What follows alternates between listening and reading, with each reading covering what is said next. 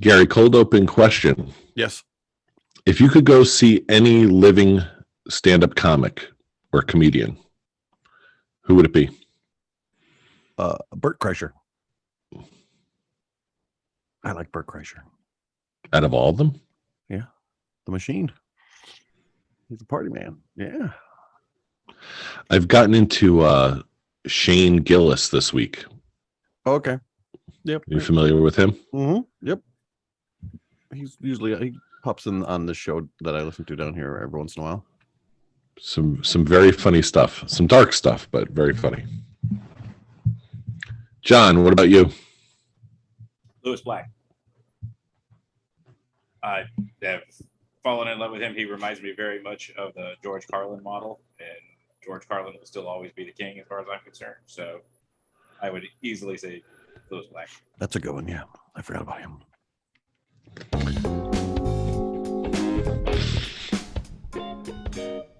Tonight on the Brian Lennon Show podcast, we're joined by special guest John Crimella, live from Florida. Thank you very much.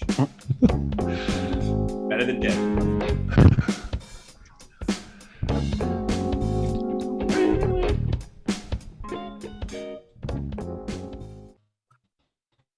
Yeah, yeah. All right. So, Gary, you'll notice this week I didn't send you any notes for the show. I noticed that. I'm going to try and do a little free form. Oh, okay. And to help with that, I'm double fisting tonight. Nice. I have the Busch Light and the LaCroix. Oh, starting with my Big Storm, and then I have my other fancy beers in my cooler over here. I just have my Big Storm. Well, there you go. Well, Big Storm tonight. I certainly didn't bring a cooler like Gary, but yes, there's goals. When you're a trained professional. All right, so I want to welcome. We have John Crimella in the show today. John, you look like a schizophrenic Syracuse Notre Dame fan with the hat you're wearing. Well, honestly, it's a Live Lucky hat, but it has my Gator logo on the side somewhere. Oh, so there's another. Yep. So you name it, it's got it. Gators everywhere. All right. So, John, why don't you start by just kind of introducing yourself to the listeners of the Brian Lennon Show podcast? Of course, you're most well known as one of the three amigos from the Distracted Dads podcast, which Gary is also a part of. That I am. And I kind of joined this crowd because my wife and Gary's wife were friends before Gary and Shannon were even married. Mm-hmm. And they happened to walk into the Dallas Bowl one night in Tampa. And here we are. That was, 18 years ago? Yeah, about. I know you were one of Gary's first friends down in Florida. Honest to God, the first time I met Gary, me and Jessica were fighting so bad, I figured he'd never speak to me again. But that was my endearing quality for him. Uh-huh. And as you've probably learned, Gary knows something about fighting with his significant other. Yep, that's why we get along very well. Uh-huh. Oh, that's funny. So true. So true. That's a good point. What's the worst fight you've ever had, with your significant other? So many. I don't know. A couple of weeks ago, I got yelled at a lot for smoking a cigar near the open garage door here. And I was trying to set the house on fire. I actually was listening to that episode of the podcast. That was funny. The last words I heard before I came out here tonight was, "You better not smoke out there." I was like, I don't want to hear that shit. I'm not doing that tonight. That was a good episode. Oh yeah, for you. Pure entertainment. Meanwhile, I was distracted. Yes, exactly. See, that's how it all works. It's not even it's not for the kids. It's the wives distract us too all the time. So yeah, it just depends on the day. Yep. What do you guys fight about most often?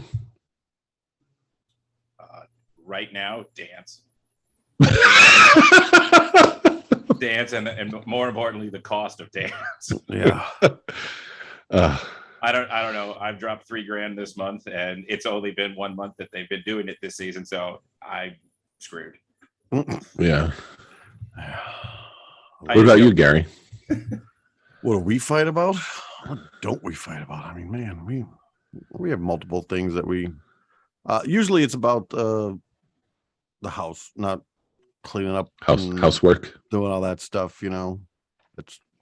She's like, I'm so busy and you guys don't help with anything, and it's like, I'm like, yeah, okay, I see it, but I see it, but I'm gonna still sit here. I used to be Shannon and say the same thing to Jessica. Yeah, see, Jessica was Gary though. So mm-hmm. Oh, okay. Now, pandemic, greatest thing that's ever happened to me. She had to work from home, and she figured out that what I actually was doing around the house did take work. Okay. Yeah, I think the pandemic changed people's perspectives on a lot of stuff. Like with us, it was for us it was sports and like extracurriculars. Like mm-hmm. we had all at one point we had, well, the youngest one was too young when my oldest one was doing stuff, but we usually had 3 kids doing, whether it was karate, baseball, basketball, softball, t-ball. And that just kind of put the brakes on everything. So mm-hmm. kind of made you realize, oh, maybe I don't have to go out running around town every night. Oh, yeah. Yep. The only thing that didn't change for me was I went to work every single day. Me too. Yeah, we both worked during the pandemic. Yeah. Jess wound up getting moved to work from home, so she became, and it was funny that within 7 months before the pandemic hit, I was the one working from home for the previous 4 or 5 years. Mm-hmm. So I was the one that took the kids to school, brought them home. I was Mr. Mom, but I was working. Yeah. Now she was the one that was home, and I'm going into the office every day, which, by the way, with everybody home was a blessing. Yes. And especially, and this isn't any offense to my daughter, but for someone who is used to never sitting still ever, and I mean, she's at dance 6 days a week, after school 5 of those days, she'd be gone from 7:30 in the morning and get home at 9 o'clock at night. All of a sudden, she was alone at home with no dance. The only saving grace was I said, hey, sit down and watch this with me. She goes, what are we watching? I said, this is wrestling back when it was good. And we were watching WWF Attitude Era from 98 on. We're up to 2004 at this point. Nice. Oh, yeah. Are you like watching it back? Like, yep. I have watched every episode of Raw, SmackDown, pay-per-view from 98 through, I think we're almost to SummerSlam 2004. Okay. So, I've even made it through the entire era of Brock Lesnar being the biggest thing, and then him deciding that, hey, the Minnesota Vikings called, I'm going to go play football. I remember that. Yeah. And that terrible, terrible WrestleMania match between him and Goldberg. Yeah, that was brutal. Yes. And it was brutal because everybody knew that they were both gone after that night. So the audience was just the audience shit on both of them. Bad. And it's funny to see that now because they both come back since. Yeah. And, they've been forgiven and the fans embrace them now for the most part. Mm-hmm. I think everybody's a little tired of the comebacks. It's like, you ever going to do this with the new people, or we just done? So I don't know. I will say that since I still watch it today, and since Vince left and Triple H has actually taken over, it has started to creep in a better direction. It's much better, significantly better. Yeah. So we have to get Gary back on the train. Yeah. Well, what's funny is I was sitting here tonight and I was just finding my news stories and my computer up. I was like, our food got here, so I was like, eating my pizza, and I'm like, I'll turn the TV on, and Colin must have had the WWE Network on, so I just left it on. So it was just some show that was talking about like all the women wrestlers from like the past to today and stuff like that. So I've been sitting there watching that. Mm-hmm. because some of them I forgot about, and I was like, oh yeah, I remember her. Oh, I remember her. So I got to tell you that watching it back and knowing what you know now and not thinking about it from before when you were watching it live, William Regal is one of the more impressive people that you've ever seen in that entire business.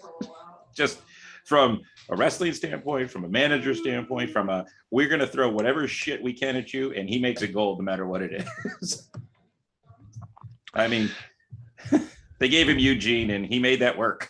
Yeah, I forgot about him. Yeah.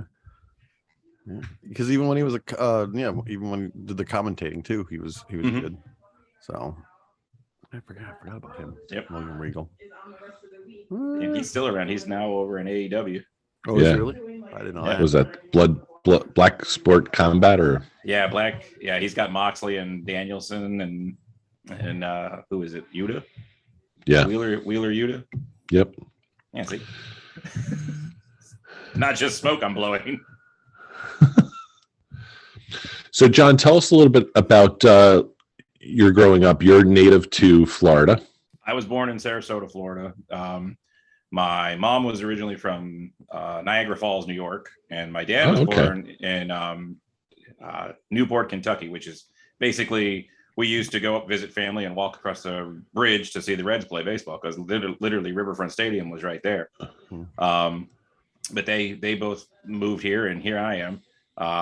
I have a younger brother and basically lived in Sarasota to Palm Harbor, Clearwater most of my life. Went to back and forth after my parents got divorced, back from Clearwater back to Sarasota, back here for high school, and then I went to Florida for college and moved back here. Was living in Tampa at the time and met Jess, and other than a 2-year stint in Orlando, which, my God, you don't live there. Go visit and run away. Yeah. And we've lived here the entirety of our lives. So, but I got inundated with the sports stuff right off the bat. My dad was a starting quarterback at Sarasota High, and right up until his senior year, third game, he had a scholarship to be the quarterback at Notre Dame, and got sacked and tore his shoulder apart. And back in the day when nobody cared about that stuff, my grandfather threw him back out on the field and said, "You'll be fine, go out there," and just totally destroyed that. And he was done, and here we are. So he wound up at Florida, and that's basically where my affair with Florida started. And for the longest time, I don't remember a Florida home game that I ever missed from about the time I was 6 on. So I went to a Florida game in 1988. That would have been what? Emmett's sophomore year, maybe? Emmett was there. I remember Emmett. That would have been a sophomore. And they played, might have been Ole Miss. I don't know if it was the year after or the year before. Do you remember there was a player, he was like a defensive back, and I think he got like paralyzed in a game. I know who you're talking about. I can't think of his name, though. I can't think of his name either. And I don't know if he was in that game and it happened afterward, or if he was paralyzed, but he may have been like on the sideline in like the wheelchair or something. I remember something about it. But yeah, that was my first college football game I ever went to. My uncle graduated from the University of Florida. Okay. So that's why we went up there for that game. So yeah, I've been to the swamp. Yep. And that was when it was baby swamp. There was no north end zone. There was no, that was artificial turf still. The orange jerseys were the only thing they wore. And that might've been still when they had the old alligator prop from the movie Alligator, and they dragged it across the field the whole way. Well, I remember it was still the turf field because that was the first time I was on the AstroTurf. Yep. And I remember like falling on it to see like how it felt. Right. It felt like concrete. Well, it was kind of spongy, but it was still hard. Yeah. Like it almost gave you like a bounce. Right. Kind of probably like a wrestling ring at this point. Yeah. But I would imagine it probably made a lot of guys faster once you got going because it would almost like catapult you. Yeah. Ahead. That was the first thing that Spurrier got rid of, though, when he got hired in '90. He says, "We are done with this, and grass turf is going in there." That was that was first, and blue jerseys were second. But I mean, I grew up on that, and I try to block out the whole '80s decade with after the Gillen. Well, I don't even think it was Hall. It was Charlie Pell before him that did all the recruiting violations. They got us suspended. And it was just a nightmare from there. Yeah. Especially in the way of Florida State was one thing, but as a true Gator fan, the only team that if we went 1-11 every year, as long as that one is Georgia, I don't care. So is Georgia a bigger rival for you than Florida State now? Oh, absolutely. Georgia's always been the bigger rival. Really? 90s, okay. The 90s made it seem like Florida State was the big rival and Tennessee was the big rival, but that was because of rankings, and Georgia was just terrible. It was that switch from in the 80s, Georgia just whooped our ass, to the 90s. We were really good. Tennessee was really good. Florida State was really good. So that was the kind of, hybrid manufactured rivalries, but Georgia's always been that team that no matter what, I start on as soon as Saturday, the week before Georgia is done, I start yelling at my kids. It's hate week. It's hate week. Everybody will walk up to me and go, "Oh, look how cute this bulldog is." The only cute bulldog is a dead one. And they're all like, "Wow, are you okay?" I was like, "You don't understand. There is an ingrained hate for that team." And I've been meaning to, have they always played it neutral? There was a couple of years in the 90s where they didn't, but that was when Jacksonville was getting the stadium ready for the Jaguars, when they were getting ready to kick off their inaugural season. And they had a home and home where we played in Athens, they played in Gainesville, and we gave them the largest beating in Athens history. I think we won 52-10, if I'm not mistaken, between the hedges. So we got to really shove that up their butts, which was always great.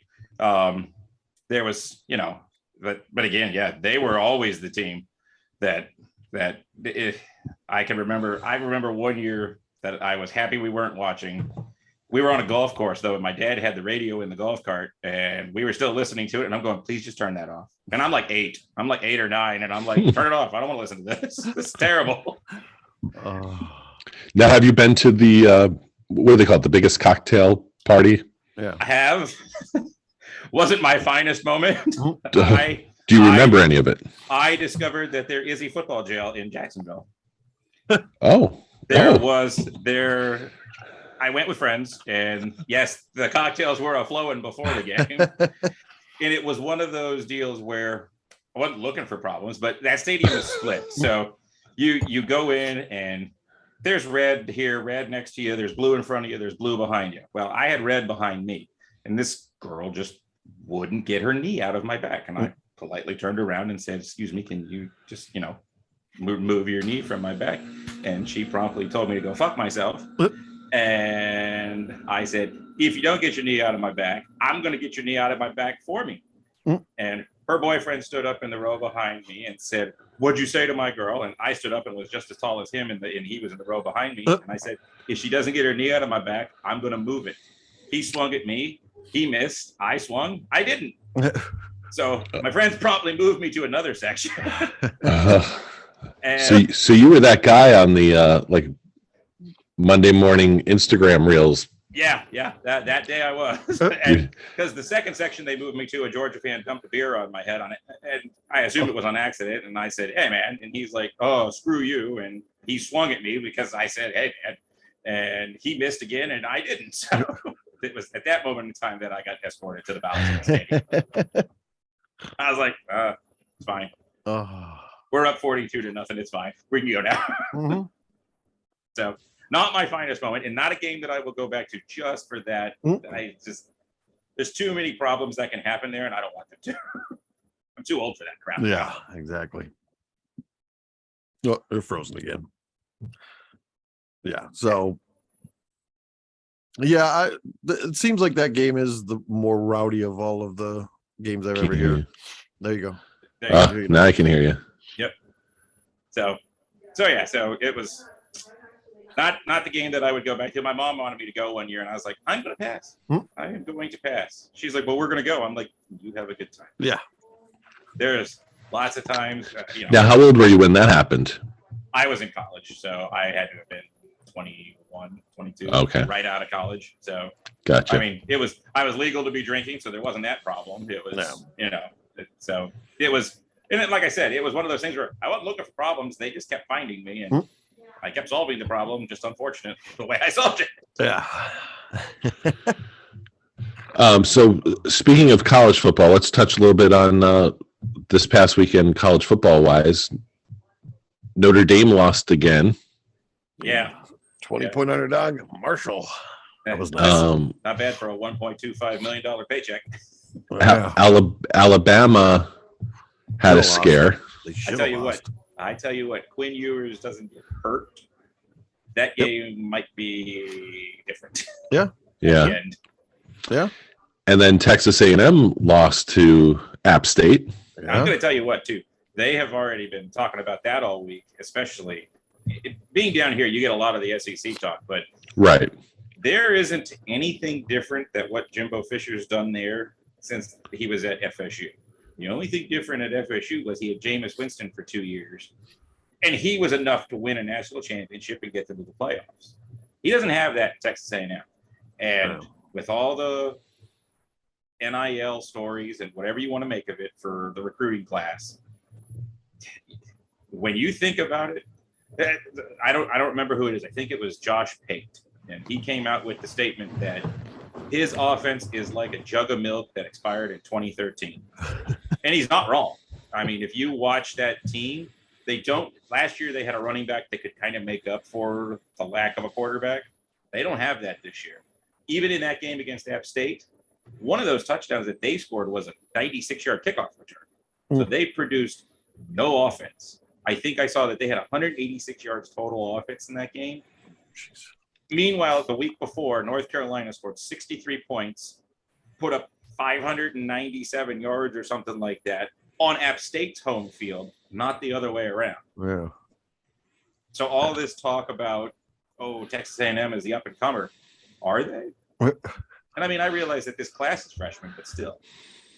Yeah, and that makes me think too. Kind of, it's really opened my eyes this year now with the NIL, because the playing field is going to be leveled, right. And we've already seen that even just over 2 weeks, and I'm sure we're going to see a lot more of it over the coming 8 to 10 weeks. If you were really worried about winning, you would want to be in an 8-team conference where you're going to be one of the top 2 teams every year. Right. Going to the 16-team or a 32-team SEC, super conferences, you're going to be lucky to be 5-5 coming out of there. Well, especially when you have to play the Georgias and the Alabamas and the Tennessees, and look at Kentucky. I mean, you're talking about they want to say that it's the top tier teams that are the best. Well, you're not talking about Kentucky. You're not talking about South Carolina as an up and coming. Hey, you ask Clark Lee, he thinks he's got the best team in the country. He didn't prove it last week, but he was 2-0 coming into that. So, I mean, I don't know how good Hawaii is, but you got to fly to Hawaii. You're already taking a hit just flying there. But would you take that conference is bottom tier over, say, the Pac-12's bottom tier? I mean, they wanted to put. I don't put any stock in what Florida did the first week or in the second week. I look at that as you can get up and play anybody. They don't know who they are. And that's what I think. That's what I think the bottom line is they're not really, these chancellors and presidents, they're not worried about winning. They're worried about selling out a stadium. They're worried about a television contract that people are going to watch. That's why, the Big Ten pulled in USC and UCLA. It's all about money anymore. Right. And they could really give 2 shits about wins and losses, and as long as your football team is entertaining, and we're going to sell out the 6 or 7 home games we have this year, and you're going to get TV eyes. Yep. That's how Nebraska can fire Scott Frost 2 weeks before his buyout contract Came in from half. 15 million to 7.5. I'm like, how bad can it be? You're playing Oklahoma this week. You're going to get beat. Yeah. Why fire him now? Just say, hey, we're going to give you 2 more chances, and then I'm going to laugh all the way to the bank by keeping half of the money I have to pay. Why they fired him now? That's nuts. But that speaks to exactly what you're saying, that it don't matter. And that's another thing too. You know, everyone's up in arms. Everyone's up in arms about the, you know, the Biden bailout for the college loans, and yet you have these colleges, like your point, literally, if they wait 2 weeks, they save themselves $7 million. And that's the state of Nebraska's highest paid state employee, guaranteed. Yeah. They don't. These colleges are just out of control. Well, who was it last week? Ed Orgeron, who was at LSU last year and was on somebody's TV show or something. And he said, "What door? What door? We're going to pay you $17.1 million to leave. What door do you want me to exit?" Yeah, exactly. I can't coach for 3 years. Okay. I mean, the only other thing that might be worse than any of these college coaches buyout is still the Bobby Bonilla contract in baseball. Oh, jeez. I mean, the Mets have to pay him for what, another 30 years? I think it's at this point. At this point, I think it's good PR because you know every July 1st the Mets are going to be trending and topping, Twitter and ESPN.com. It's funny at this point. You just go, "Oh, it's Bobby Bonilla Day." The only people who don't like it are the Mets front office. They're getting more out of it. That's money well spent at this point. At this point. Oh my God. No, so still staying with college football. I'll say this for Penn State. No, we don't talk much Penn State, but I actually like the freshman quarterback better than Clifford. When he came in, he looked 10 times better. Passes were sharp. I mean, I think our freshmen are going to be. I think our team's going to be good in the next couple years because all these freshman kids that are playing right now. But I'd rather them play him than Clifford. Yeah, but I can tell you why you don't want to do that. I can point to an exact date and a national title. Everybody clamored for Tim Tebow to come in when Chris Leak was leading that team in 2006. Okay. And you're talking about the next year Tebow won the Heisman. So who knows what he could have done that freshman year. But Myers studied the course, brought him into those few plays. Yeah, he played. And all Leak did was win a national title. Yeah. Okay. And if you asked who won that first title, there would only be Florida fans that could answer that the quarterback was Chris Leak. Okay. They would go, Tebow. And you would be wrong because that was his freshman year. Okay. But that's why you don't want to push the freshman. You want him to see the game action, get him the reps, get him live action, put him in some situations, but put him in situations where you're up 21-10 and something goes bad. You know what? Our defense has played the third quarter and it's 21-10. We're covered. Which is what they did, basically. Right. I mean, he did come in the second half when they were already up by 20 or something like that. I forget what it was, but okay, I can see. Okay, I see it. You like their chances in Auburn this weekend, Gary? I do. Yeah, because I don't think Auburn's all that great. I do. I think Auburn still needs to bench the quarterback that they went with, and I don't think the backup's much better. I mean, I think they lucked out with Bo Nix going to Oregon, as evidenced by the Georgia pouncing. Yeah. But I mean, Auburn ain't right, and that coach there's still too much of a black cloud around the coach after all the nonsense that happened in the offseason, that as long as Penn State comes in with the mindset that this is another day, they'll be fine. Yeah. Penn State's a 3-point favorite. Yeah. Okay. That's what we were talking about. I don't bet, but if I did, I would take the 3 points. Yeah. With Auburn. I don't know. That's just like, that goes back to the old, all these preseason polls. You can't tell me that any of them are worth a damn until after the fourth week. Oh, easily. I mean, you're talking about Notre Dame was the 5th ranked team in week 1, and now they're not ranked. It's 2 weeks later. Yeah. Right. Florida wasn't ranked. Then Penn State wasn't ranked. Right. Florida was not ranked, and then they beat Utah and they were 12. And I'm going, that ain't right. I honestly was I thought 21, 22 would be right. And the coaches poll put them at 20. And I was like, okay, well, that's a little bit more reasonable. But who knew that BYU was going to be Baylor? Baylor was the higher ranked team, but BYU was the home team. Yeah. And Kentucky's another unranked team. Tennessee wasn't ranked. Pitt doesn't deserve to fall very far because they were in that game with Tennessee right up until the end. Mm-hmm. I don't think Clemson's proven anything. Georgia hasn't played anybody. They still look like a nightmare. Oh yeah. Alabama, the first week, we've already anointed them the national champs. And the second week we went, oh crap, what did we just say? and I said, you know what, if they don't drop from 1 this week, then they should have. They did in the 1. They did, but they didn't in the coaches poll. Oh, they didn't. Okay. See, and I'm like, that's because everyone's afraid of Saban. Yeah, they love that team. Hey, listen, if your only goal was to win, that's the only model that you can do, because you ain't talking about a 1, 2, 3 year reign. We're going on 12 years now. That guy that's a business at this point. That's not even a college football team. That is a straight up business that pumps out millionaires at the end of the day, and now gets to pump in millionaires. And they don't have to sign an NI deal. They say, you want to go to the NFL and make a bunch of money? Come here and play. Yeah. And that's why you see the running backs that they have. I mean, think about the running backs over the course of the last 5 years. Some of those guys sat for 2 or 3 years before they played for 1 and became Najee Harris or Brian Robinson. Najee Harris was behind somebody for 2 years. Kenyon Drake was a running back there, and Mark Ingram. And I mean, you could Trent Richardson. You just go down the line there. And those kids are willing to wait, because those kids are willing to get that ring, and possibly this ring, and possibly this ring, and walk out of there with as much gold on their hand and say, I'm the best there is. And they prove it too. They finally get their chance. I mean, there's 3?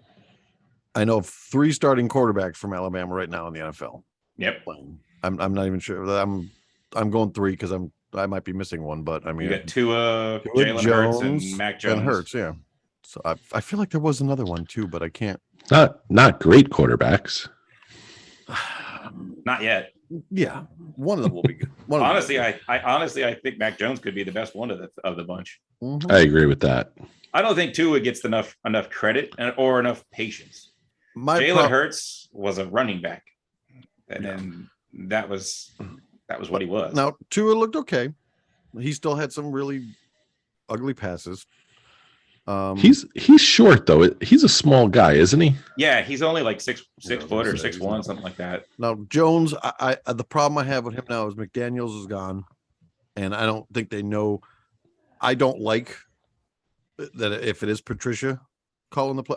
He was a defensive coordinator for all those years, and he was the head coach. Not a great head coach, but he was a head coach. But I don't know. Well, that's not really a fair assumption. I don't know in Detroit. Well, yeah, I don't know whether he was an offensive coordinator at one point in his life, but I mean, I don't know. It's just weird to me that if he's the one calling the plays, well, that doesn't make any sense to begin with. They could have had. I mean, there was the talk about them bringing O'Brien back. I would have loved that. That would have been fantastic because he was the offensive coordinator there for a while. But is he still at Ohio? No, he's the offensive coordinator for Alabama. Alabama, yeah. Oh, he's at Alabama now. Okay. He's in Alabama. That's why I was hoping he was coming back because, Belichick and Saban have that relationship. So, O'Brien's a nice name for Notre Dame. Yeah. Yeah, I mean, yeah, he could pull that one off.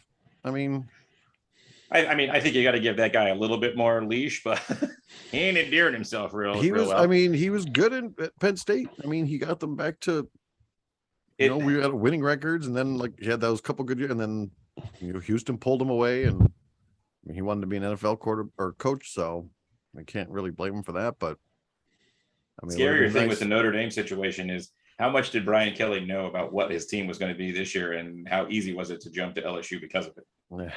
Yeah. Yeah. Unfortunately for the kids, and that's the sad thing too, is once upon a time, those kids used to commit to the schools, but they were committing to coaches. Mm-hmm. I mean, and with the transfer they portal, still do. Yeah, and you can see that, but you can It's also made see it that, easier for them to get out now with with the transfer portal and all that. Yeah. and especially with a coaching change that can happen any moment of any day. Mm-hmm. I still can't believe that Frost came back to Nebraska after last year in the first place.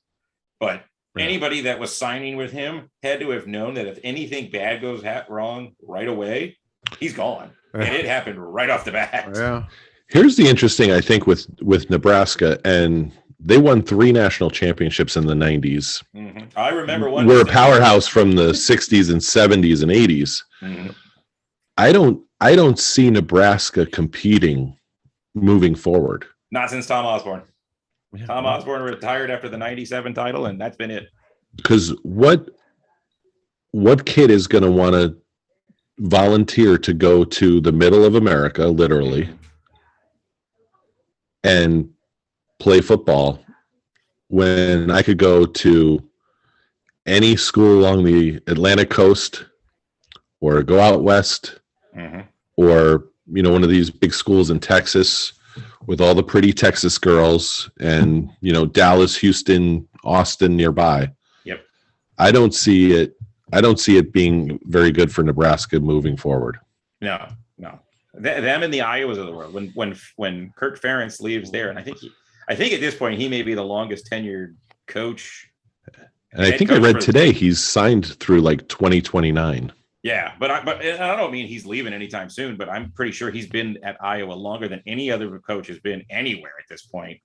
And it's a testament to him that team doesn't really fall off much. They will never win a national title, but they will always be no worse than 7-5 on a season. It looks like. I mean, the opener this year, they won 7-3, and they did not score a touchdown. They scored a field goal and 2 safeties. And that's terrifying. What were the odds of that? Yeah. What's the odds of getting 2 safeties in a game? Period. It's funny to watch some of the different things. That I think that one of the biggest teams that's already been overblown this season is USC. Lincoln Riley comes in and the offense scores a bunch of points and they haven't played anybody. And I go, sounds like Oklahoma. And again, you can't win everything without playing defense. And I'm not sure he can play defense. Not against somebody that's going to matter. Can he play defense against an Ohio State? Can he play defense against an Alabama? Can he play defense against a Georgia? And vice versa to that, can his offense beat any one of those 3 defenses? Right. Yeah, I mean, right now you've got 3 measuring sticks in college football, and that's Ohio State, Alabama, and Georgia. And if you can say my offense can beat their defense and my defense can beat their offense, then you've got a shot. You're also drunk if you're not one of those 3 teams saying it about the other 3 teams at this moment in time. Not saying that other teams won't get better. That's just like Miami's coming back because Mario Cristobal came back. Okay. Well, I watched them struggle against Southern Miss last week for 2.5 quarters. Now they got to go to Texas A&M, and that looks like a terrible matchup for Texas A&M on paper. And my guess would be Texas A&M beats them handily because they got embarrassed last week, and Miami will be flying high because they came back and scored 40 points against Southern Miss in the second half, and they'll think too highly of themselves. It's the same thing that happens to everybody. Florida found that out against Kentucky last week. Kentucky will find that out against Mississippi State 1 week down the road when now everybody's talking about you. You were great today, but what have you done for me lately? That's why they got to play the games. Right. So according to the internet, the longest tenure is Stoops and Friends. Stoops at Kentucky? Well, no, it says it's Bob Stoops, Oklahoma, and Kurt Friends at Iowa. Well, that's why you don't believe everything you read on the internet, Gary. Yeah, because Bob Stoops coaches for the XFL or something. I know. Or the USFL. That's what I thought. So that he retired there, though. So and he makes cameos. Yeah. So that might for Kirk Ferentz's son, Brian. Yeah. There you go. So I was pretty sure Ferentz was number 1 at this point. Yeah. Because they were the class of '99, so it looks like that's when they must have started in '99. So right. Oh, But- Oh, is that a good sneeze? Oh, allergies been killing me all day. It's rough. Uh, That's all I've been doing today. Yeah. So, but yeah, I mean, I actually don't even. What are the games? Is there any good games this week for college? Miami and Texas A&M, Oh, okay. Auburn, Penn State. Yeah. Who's the ABC game? It's God. There wasn't anything that jumped off the screen. I think the game tomorrow or Friday night could be pretty good, and that's FSU and Louisville. It's at Louisville. FSU is back, and Louisville was crap, and they kicked somebody's ass last week. Oh, they beat UCF last week. You know, everybody claims to be a national champion. Excuse me. Can you guys hear me? Yep. Yes. Okay. Yeah, John, are you a movie fan? Yeah. A cinema fan? Yes. A cinemaphile? Sure.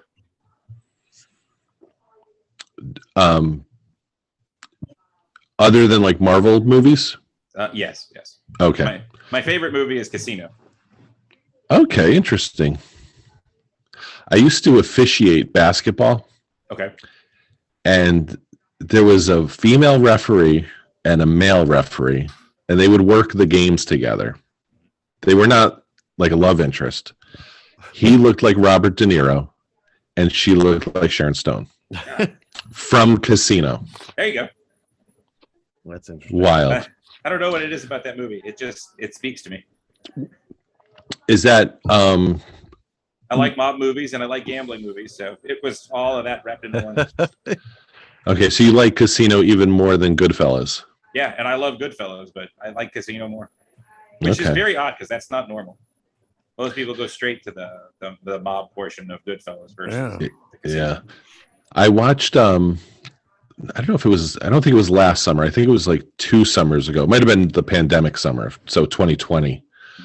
I watched a lot of Quentin Tarantino's films and rewatched some of them that I hadn't watched in like 20 years. Sure.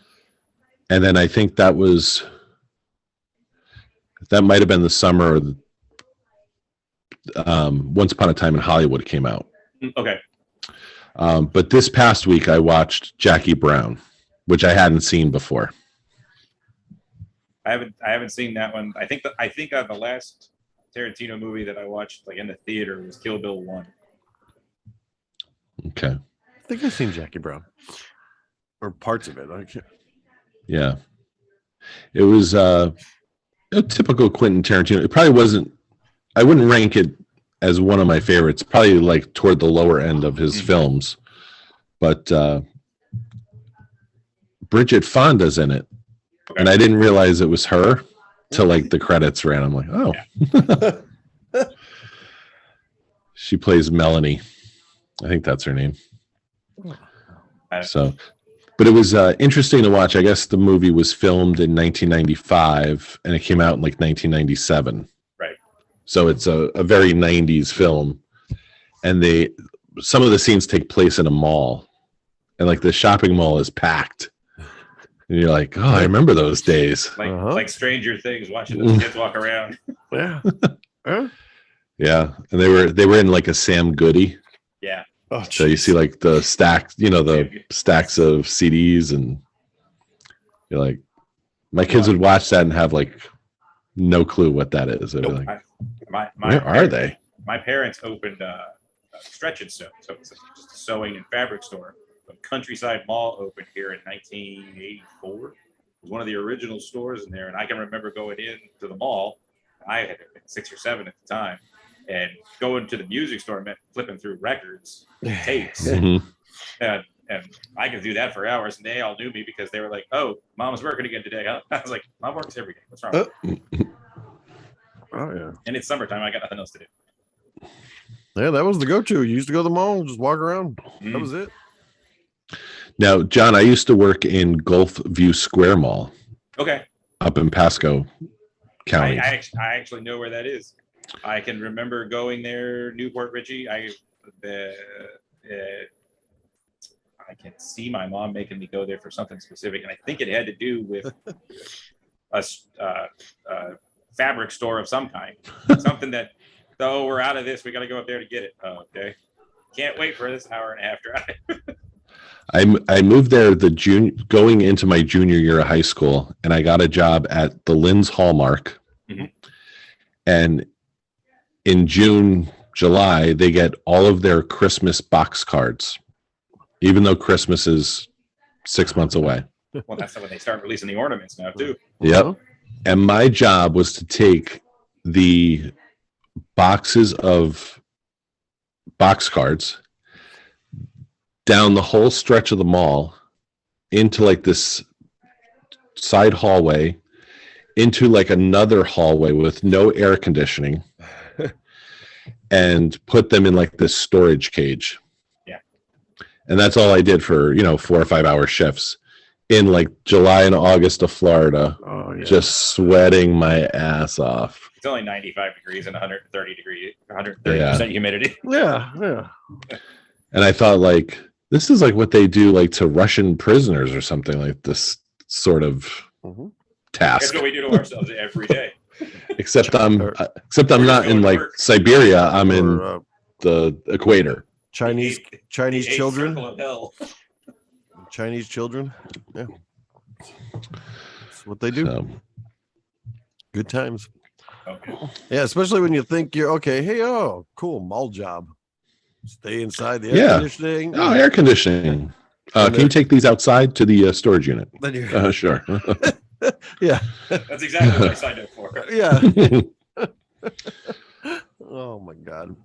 So the other film I watched and I wrote about on the Brian Lennon Show Substack page was a Woody Allen film from 1979, Manhattan. Are any of you familiar with that, or? Nope. I have No? never been a fan of Woody Allen.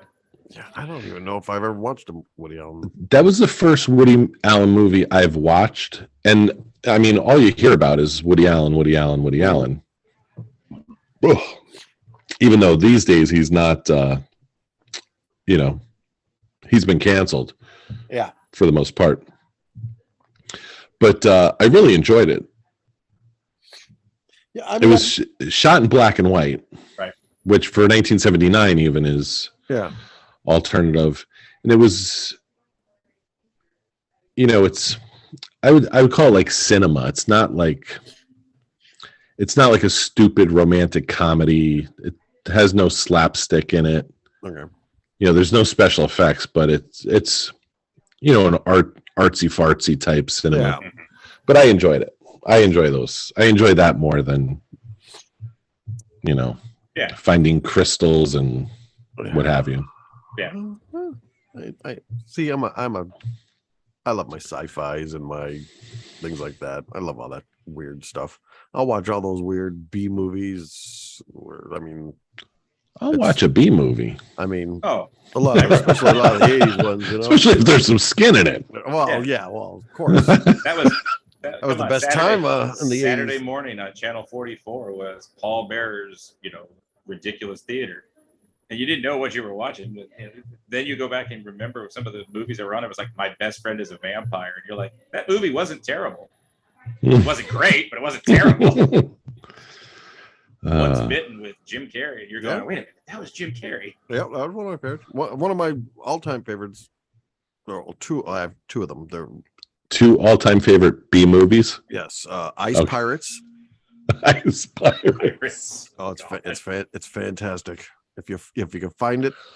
Are they Nordic pirates? Like no, it's space. It's all in space, but they're called Ice Pirates. But it's a sci-fi movie. It's Robert Urich is in it. The guy. He's that weird guy that used to be on Hollywood Squares all the time, where the glass is. Jim J. Bullock? No, he was very he's like effeminate, but like this, like kind of, yes. Yes. I know his name. I gotta look it up because we're gonna be mad. Oh my God, I can see it. Oh, He'd always be like adjusting his glasses. Yeah. I do. Yep, I got him. Oh, there he is. Rod Bruce Ziegler. Valanche. Yeah, Bruce Valanche. Yep. No, that's not the guy I'm thinking of. Oh, wait. No, That's not the guy I'm thinking of. Oh, come on. Ah, It looks like Chewbacca. come on. Focus in. Maybe not. There he is. It's like younger, fatter Chris Farley. Basically, but he's in it. Who else was Mary Crosby, Michael D. Roberts, Angelica Houston, Oh wow. John Matzuzek, he was a football player, Ron Perlman. Oh wow. So yes, that and The Last Dragon. Little Bruce Leroy, Ah. Show Enough. Oh yeah, those are two of my all-time favorite Little D80 shaft. movies. But yes, if you ever get a chance, look up, try to find Ice Pirates, watch it. I think Ice actually, Pirates. I think my sister might have it on. With today's streaming, you could probably find it somewhere. You know what's funny is I've looked it up on Netflix. It's not there. I've looked it up even on my cable that I have. It's not there. I was like, I can't find it anywhere. I'm like, this is. Oh, actually, you know what? I think Prime had it, but you had to. I think you had to buy it. Yeah, it was like a $3.99 for 24-hour rental. Yeah, it was something like that. But I think my sister might actually have a VHS copy. I'll have to, or not VHS, but All we have to do is find a VCR. We'll be in good shape. and actually, I think they might have it on Amazon. I might just buy the damn thing. on Amazon. Sadly, I'm pretty sure my dad still has 3 unopened VCRs because he bought them all as they were going out of stock because he didn't want to not be able to watch his VHS tapes that he had. This is who I thought. Charles Nelson Riley. Yes. Oh, okay. Yes. Nope. That's who I thought you meant. Oh, no, he was in. Yeah, it's like, oh. That's the exact noises that he would make too. Oh. No, he was in All right. Cannonball. I think he was in Cannonball, and I think he was in Cannonball. And, All right, so Ice Pirates. What's the second one? The Last Dragon.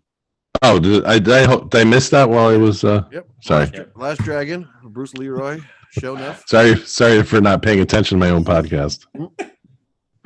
And Bruce Leroy. it had this the singer too. Oh man, what the hell is her name now? I gotta look that up. Shaka Khan. Actually, Shaka Khan. Was that right? I think you are. Total shot in the dark. Hold on. I think it's The Last Dragon. Yep, there it is. 85. Oh no, Vanity. Vanity. How silly of me. She was hot though. Yeah. Vanity. Yep. Nope. So those are my two all-time go-tos for cheesy 80 movies. Oh, see, cheesy 80 movies, you go back to like The Burbs. Tom Oh, Hanks. well, yeah. But those are just, I don't know. Those are a little bit more popular. I still always, every time I watch it, I still go, Carrie Fisher is his wife. Even though I know Carrie Fisher is his wife in the movie, she's his wife in the movie. And Oh I'm my like, God. Yeah. I was like, that's Carrie Fisher. Why is Princess Leia Tom Hanks' wife? I didn't even think of that. Huh. Yeah, Ice Pirates came out in 84. There you go. So another movie I was just watching tonight, but I kind of was falling asleep, so I stopped it. But it's kind of interesting. Was a film called, give me a minute, The Ballad of Buster Scruggs. It's like a Western. Yeah. Have either of you seen that one? I haven't seen it, but I've heard of it. I'm trying to think of why I've heard of it though. Yeah. What is it on? Is it on I think it's on Netflix. It's from 2018. Yeah. It was like a kind of a throwback to the Western because it hadn't been done in forever at that point, probably. Yeah. And the Stephen Root, who plays Milton in Office Space. Oh, yeah. Okay. He's in it. Okay. James Franco is in it. Liam Neeson is in it. Well, I'll have to check There's a whole like. Is it the Cap. Seth MacFarlane movie? No, that's No, A Thousand Ways to Die or something In the like West. that. Yeah, In the A Thousand West, Ways to Die in the West. Because Liam Neeson's in that one too. That was funny. Yeah, that movie was funny. I'm not sure. No, I've been watching. I just finished the 3rd episode of the new Lord of the Rings. That they put out. When we finish up here, I'm 20 minutes into the season finale of Cobra Kai season 5. Oh, see, we didn't start it yet. Oh, My wife and daughter just started watching Cobra Kai. Oh, it is phenomenal. It is everything that was good about Karate Kid. It makes you really see the whole, like, those theories where Daniel was the bad guy. Mhm. Yeah, it's really kind of true as you watch this show. Okay. Yeah. But this one, Chosen's there. Yeah. And so now it's Chosen and Daniel and Johnny. And then Mike Barnes shows up from Karate Kid 3. Oh. Karate's bad boy. Oh, yes. Okay. All right. Oh, jeez. Yeah. It's like, I can't wait. wow. Oh. I'm like, this is Hillary Swank next year. Yeah, that's true. She's the yeah. She'd be the next one to come out. Right. She was that random. She was the next Karate Kid. Yeah. So the Ballad of Buster Scruggs is written and directed by the Coen brothers. Oh, okay. Okay. Which is, I think I'm going to start getting into their films. Yeah. Yeah, they just. I've heard they're very good. Yeah. Yeah. You hear of them a lot. That was just like I was really looking forward to, this whole re-emergence of the horror genre. My son and I were very, very excited to go see Nope, Jordan Peele's Nope, the new one that he just let out. Yeah. My official verdict of that is nope. It was not scary. It was not suspenseful. It was. I'm very glad that I went to the matinee movie and spent $5 a piece instead of $17.50. So I haven't seen the others that he's done, but I was just like, for all the hype, it was, and you see the trailer and it's like, man, this is going to be great. Everything you saw in the trailer, that was as scary as it got. So I forgot to tell you that I actually sat here and watched it a couple weeks ago, and I forgot to tell you last time we were out. It popped up on my cable, and I'm in there. And I'm like, oh, let me check it out. Yeah, and see if John's just making stuff up. And when I was done, I said, "Yep, nope." That's exactly what John said. Nope, nothing happened. No, it was boring. I was boring. Like, oh my god! Now I did see the first one he did, where like is that Get Out? Yes, that one was interesting, and you didn't really. That one did. It wasn't it wasn't scary, but it was like Stepford Wives, except twist, racially. The twist at the like when you finally figured out what they were doing, you're like, oh, okay, all right. I'm like, okay, that's effed up. And then I haven't seen the other one that he did. Us with the doppelgangers or whatever. Yeah, that one looked. Yeah. I might check it out, but after watching this last one, I was like, I don't. You were like, nope. I was like, it was bad. Nope. It was bad. The only good part about the whole movie was when I was sitting there, I'm like, oh, it's Glenn from Walking Dead. Yeah. Yeah. That was the most. And the only time that it was scary was when it was the kids playing the prank. Oh yeah, when they were popping their heads out and stuff like that. Right. But the best part, that was that part. And when he's like, nope, nope, and he kept saying that, I'm like, oh, okay, that was funny. But yeah, that was it. Other than that, the rest of the whole movie was just like, oh, is this over yet? It's still going on. I was like, oh my god. My kid was like, it wasn't that bad. I was like, yeah, it was. Yeah, it was horrible. But that's the same. That's the same kid that was in the first one, the Get Out. Yes. But I mean, it just didn't go anywhere. It was just like, okay. No, I was waiting for more. I was waiting for alien abductions. I was waiting for horror. I didn't get any of that. No. I got an air balloon. Mm-hmm. Yeah, it was bad. It was bad. So I wouldn't recommend it. So I told you that, and you still watched it. I know. Hey, no one to blame but yourself, Gary. Yeah, you've got to watch it to understand how poor it is. Well, I said it happened to pop up, and I seen it, and I was like, oh, I'm like, all right, well, let me check it out and see. Sure. Nope. And there's 2 hours of your life you'll never get back. It'd help if I put on volume. Oh, speaking of weird. Speaking of weird, it's now time for Gary's News of the Weird. All right, Gary. I know you've been busy in the newsroom. What do you have for us today? I have. All right. So, rabies alert issued over raccoon taking it to North Dakota bar. Maddox, North Dakota. A woman walked into a North Dakota bar carrying a raccoon, leading health officials to warn those who had contact with the animal about possible rabies exposure. Bartender Cindy Smith said she was serving drinks at the Maddox bar last week when a local resident brought in the animal during happy hour. There were about 10 people in the saloon at the time. Smith said she immediately asked the woman to leave, but instead she took the raccoon around the bar to show another customer.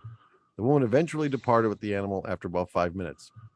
We finally got her out with it, and that's all that happened, Smith told the Bismarck Tribune. It's never left her arms one time, but there was absolutely no biting.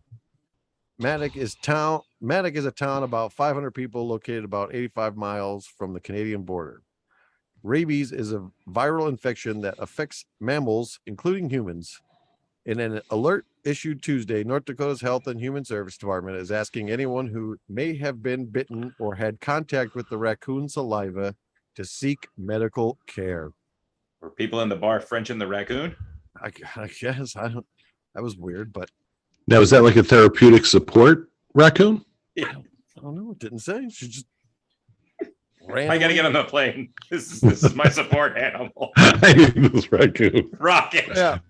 It's weird. Now, But I mean, I guess with a town of 500 people, you always have at least that one kooky lady who, talks to the animals. So she It was only thought 10 was her people. best The other friend 490 people were working. Yeah. So well, just think she's the odd person living in a town of 500 people that's like 5 miles from Canada. Yeah. That's odd. Mm-hmm. Yeah. Now, Gary, what would you serve someone who comes into a bar with a raccoon? Oh, man. What would that person be drinking? I would think that person would be drinking probably Budweiser. I was gonna say a High Life. So, High Life. That's a good one. What about as far as mixed drink goes? Though, what would you serve them as a mixed drink? I was thinking. You got to be tough to have a raccoon attached to your arm, not getting ripped up. Yeah. So mixed drink, I would say maybe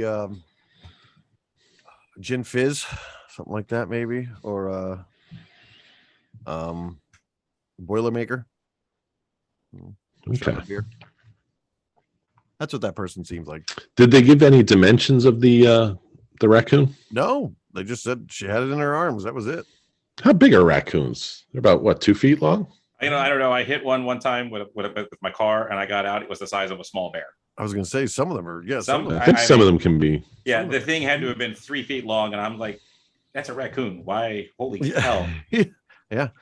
Depending on how much garbage they've gotten into, Yeah. they probably can be a fair size. Yeah, it was large. The one that I hit.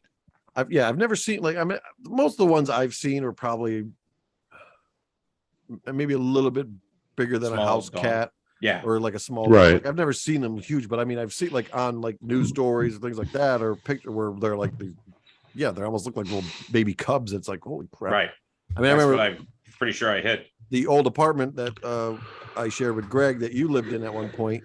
There was a ton of them eating the garbage down the garbage cans the one night, and we were all sitting on that little patio that we had. Oh, we used to throw ice and Throw stuff at cubes them. Yeah.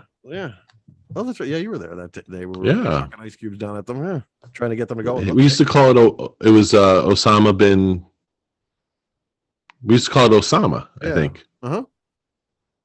Osama the raccoon. It would just come down, but it wouldn't matter how many ice cubes you threw. That sucker would not get rid of that. It wouldn't get out of that garbage can. He didn't care how many times he got whaled. Yeah.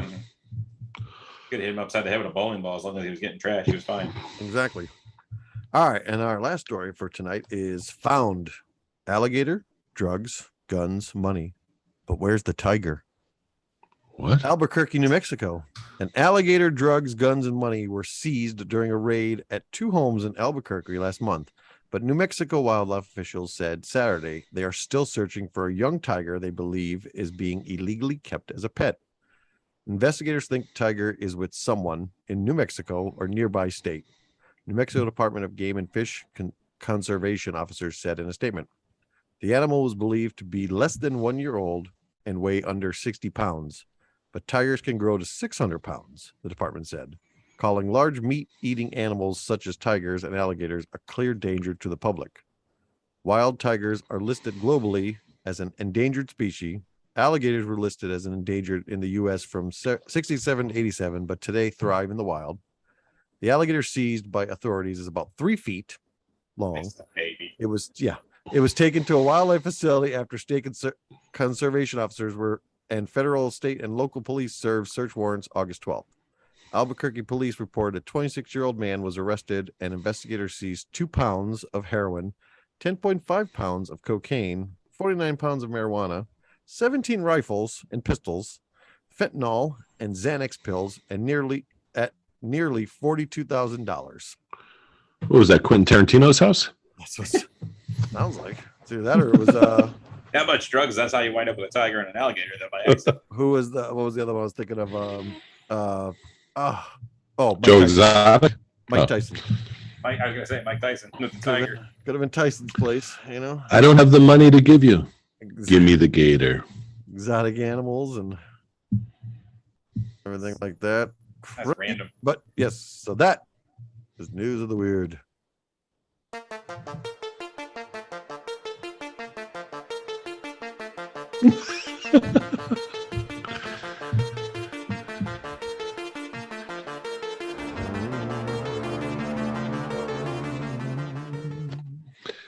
Now I have a question for you guys. I don't know if this will be possible, but I know on your Distracted Dads podcast, you guys have a special guest.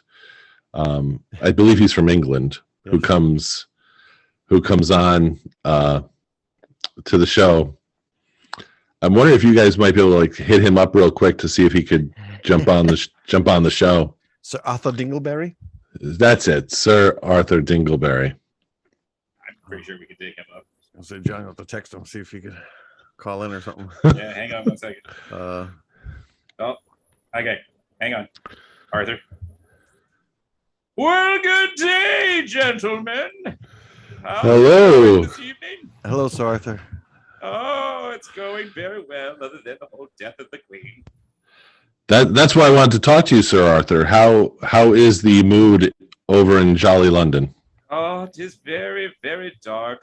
I mean, we have a floppy-eared fool as a king, but never going to compare to his mother, but we're doing our best. Sad days, sad days. At least she was never thrown in a bog to become a bog body that I've read about recently. Terrible, terrible thing. Bog body. Yes, What the the hell? first one that a body that was thrown in a bog, young Gary. Oh, okay. Literally, the first one they found over here, they took out and they discovered that his cause of death was slit throat. They knew this because he was very well preserved from the bog. Oh, Hopefully, that was not what happened to the Queen. yeah, no. Now, Sir Arthur, they're touring the coffin all over the countryside. Are you going to get a chance to pay your last respects to the Queen? I am very much hoping so, as she's on her way back to London, although they have turned her device off for the GPS for her corpse. So it's a little hard to track at the moment, but hopefully when she lands again, we shall be able to follow her merrily down the road. Oh my I never thought of GPS on the coffin. I didn't read know that they. news story today as well, which seemed rather odd to me also. I didn't know they had that. They are well advanced over in London. I guess so. GPS for monarch corpses. That's where we are. So get in. I Also, have the, definitely been drowning my sorrows with a few pints. Now, Sir Arthur. Lord is the next title. Yeah, sorry to pre-promote you there. Now, there was no Premier League soccer this weekend over in London. What was everyone doing with no soccer? or football, as you call it. But basically, we were all drinking our sorrows for the Queen away. I think some lads were just drinking because it was time to drink, but you never know. We do see some of the American footballers. They do venture over here every once in a while, so that's always a rowdy time. Not nearly as rowdy as our football matches, but you know, you Kai, you damn colonials. All right. So yeah, well, thank Gary, you, Gary, any more questions for Sir Arthur? No, I'm hopefully we'll talk this Thursday. Yes. Sir Arthur, thank you so much for the quick answer to the phone call and joining us. No problem. Always a pleasure. Good evening, gentlemen. And A little outro music. And that was live from London, Sir Arthur Dingleberry. Yeah, we had to go through 2 hostesses at the pub to get to him. This is Wow. The first one was too drunk. they're all boozing it up over there. I mean, that was, there's a lot going on in London. So, it's really lucky for us to be able to get to talk to him. It's still so weird to me over there that over here, we have a president die. They don't drive him around the state, He's coming to Florida. They did take Lincoln. Lincoln went by the railroad. Did they? I think they took him out to Indiana or Illinois, and I think they brought him back. Oh, okay. Yeah. I didn't know. Yeah, and I think Kennedy also, I think, may have Massachusetts. I think too. Did they do that? Yeah, well, but I think they brought him on the trains. Yeah, that's before our time. But I guess. Well, that's presidents that I guess. Yeah, I guess maybe a president that died. If Biden went now, I just don't know if they do anything like that. But it's so weird to me that they do that. That they just travel the body around. Everybody in society today just doesn't care about that sort of stuff anymore. That's true too. Yeah, it's especially over here. No one gives a rant. Well, the Queen died. The Queen died Thursday. Yeah, she's not getting buried until Monday. Yeah, the 19th. So there's that is one air-conditioned coffin. I was going to say, forget about the GPS. Let's make sure it's got some ice in it or something. There's some dry ice in there. Something. Open it up like a cryo chamber. Oh. Yeah, I felt real bad for the family story I saw today where Prince William inherited his $1 billion estate. I was like, oh, so sorry for your loss. Oh, no. Shucks.